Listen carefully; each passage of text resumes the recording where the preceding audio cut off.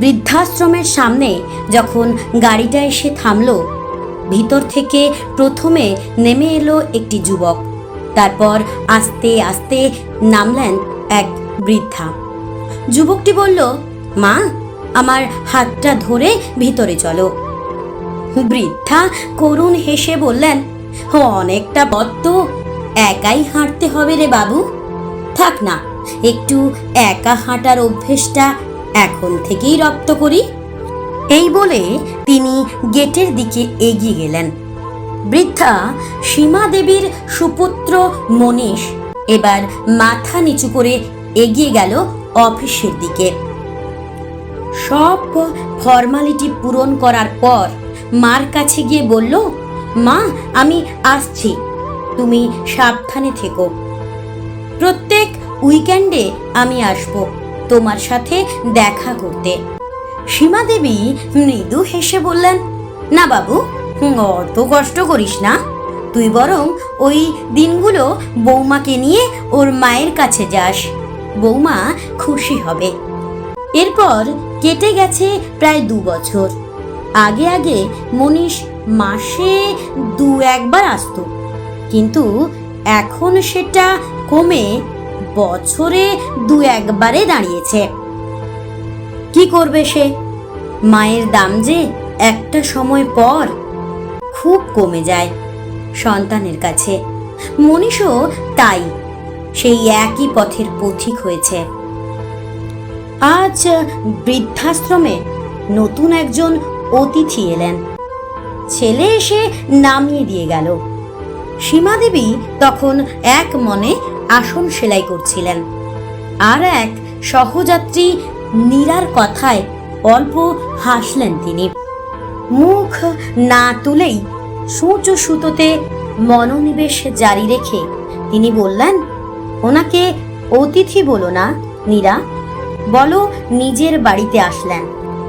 আমরা তো এতদিন পরের বাড়িতেই ছিলাম, তাই তো শেষ বয়সে বাসা পরিবর্তন করতে হয়। যাক, নতুন এক সহযাত্রী পেলাম। তা মহিলা না পুরুষ বন্ধু এলো গো? নীরা দেবী বললেন, মহিলা গো সীমা। কি যেন নাম ভদ্রমহিলার? ও হ্যাঁ, মনে পড়েছে, কণিকা রায়। নামটা শুনে একটু চমকে গেলেন সীমা দেবী। ভাবলেন, এক নাম পৃথিবীতে কত আছে, আমার ভাবনা ভুল। এর কিছুক্ষণ পর নতুন সদস্যার আগমন ঘটল। সবাই তাকে অভ্যর্থনা জানালেন। শুধুমাত্র সীমা দেবী আজ থমকে গেছেন। এ কি দেখছেন তিনি? এ তো তার বৌমার নিজের মা কণিকা দেবী। একসময় এনার মন্ত্রণাতেই তো তার বাড়ির সবকিছু পাল্টে গেছিল। বৌমা প্রথম প্রথম সব মানিয়ে নিলেও একমাত্র মা কণিকা দেবীর পরামর্শেই দিন দিন পাল্টে যেতে লাগলো, এবং কণিকা দেবীর কুমন্ত্রণাতেই আজ তার নিজের ছেলে আর বৌমা তার নিজের বাড়ি থেকে তাড়িয়ে সীমা দেবীকে এখানে নির্বাসন দিয়েছে। এগিয়ে গেলেন সীমা দেবী, বললেন, কি ব্যাপার বেয়ান, আপনি এখানে? আমি না হয় ছেলেকে উপযুক্ত শিক্ষা দিতে পারিনি, কিন্তু আপনার জায়গা তো এখানে হওয়ার কথা নয়। কেঁদে ফেললেন কণিকা দেবী। বললেন, বেয়ান, আমার ছেলে বিয়ে করেছে, বৌমা আমাকে 2 চোখে দেখতে পারে না, ওদের সংসারে আমি বাড়তি এখন, তাই আজ এখানে দিয়ে গেছে।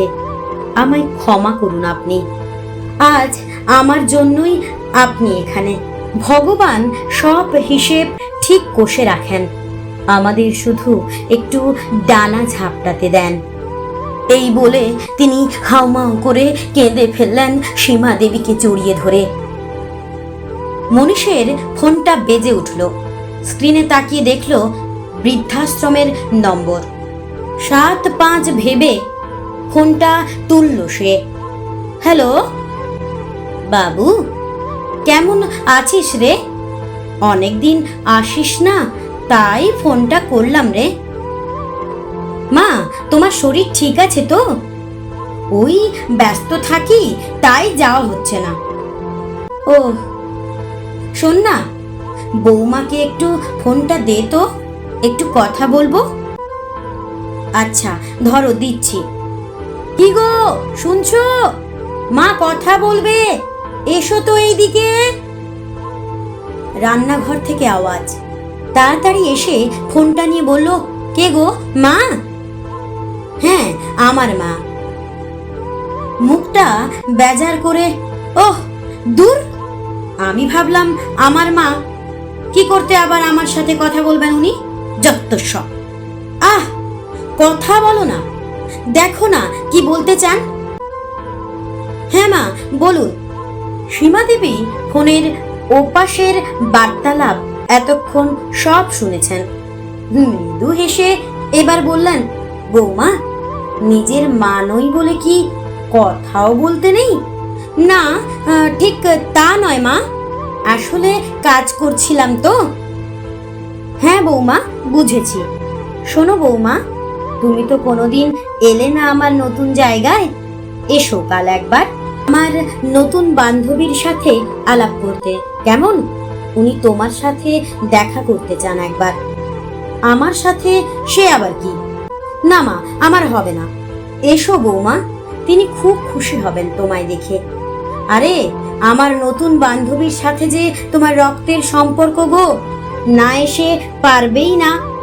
আমার নতুন বান্ধবী তোমার মা যে আজ আমার এখানে এসেছেন পাকাপাকি ভাবে আমাদের সাথে থাকতে। তোমার দাদার সংসারে নাকি তার জায়গা হচ্ছিল না, তাই এখানে রেখে গেছে আজ। আমার ব্যথায় তিনি আজ সমব্যথী গো। আমার দোসর যে তিনি আজ। তোমাদের সংসারে আমাদের বুড়ো বুড়িগুলো বড্ড বেশি ভারী হয়ে যায় গো, তাই তো আমাদের জায়গা হয় না। আশীর্বাদ করি মা, তোমরা যেন তোমাদের বাড়িতেই আজীবন বাস করতে পারো। আজ রাখি বৌমা, অনেক কথা বলে ফেললাম। কাল এসো কিন্তু অবশ্যই, আমরা অপেক্ষায় থাকব। এই বলে ফোনটা কেটে দিলেন সীমা দেবী।